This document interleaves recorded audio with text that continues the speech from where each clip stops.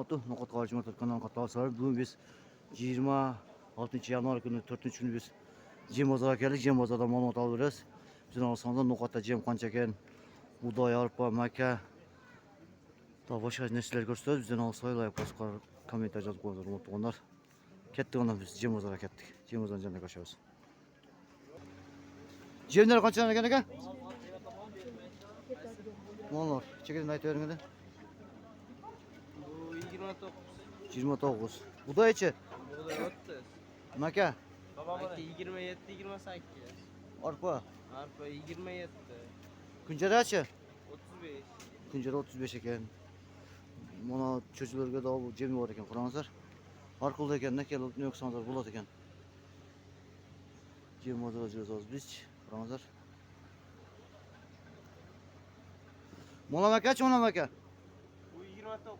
29 so'm ekan, ha? Tuzlarchi?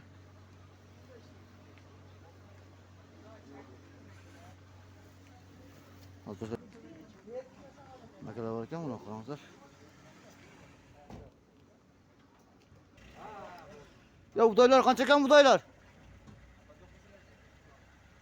Buğday, maka bor ekan, qarangizlar. Bularni aytib egalari yo'q ekan, qarangizlar. Jem bozor jo'q hozir. Qanchadan?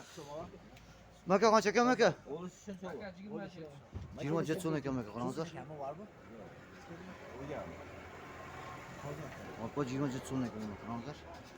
Arpa maka 27. Arpa 27 ekan, qarangizlar. Tuzuklar latlikda. Maka, buğday, arpa. Bakın qarangizlar mana. Yerleri yo'q ekan, ularning hiç yerleri yo'q ekan. Yerleri yo'q ekan, qarangizlar. Senlar ham yo'q ekan. Ayta olasiz qancha ekan pulunchi? 22 so'm. 22 so'm. Qayerdiki? Yo'qotdi. 22 so'm qarangizlar. Oltin bor ekan 22 so'mdan. Yaxshi. Kelib kelsangiz bo'ladi ekan, shunchalik. 480. Kunjarasi ham bor ekan, ha? Kunjarasi ham Oravandiku? 35 so'm. Kunjarasi Oravandiku 35, Oqmoy 480 so'm ekan, qarangizlar. Oqmoy bor ekan. Yaxshi qarangizlar, hurmatli tuganlar.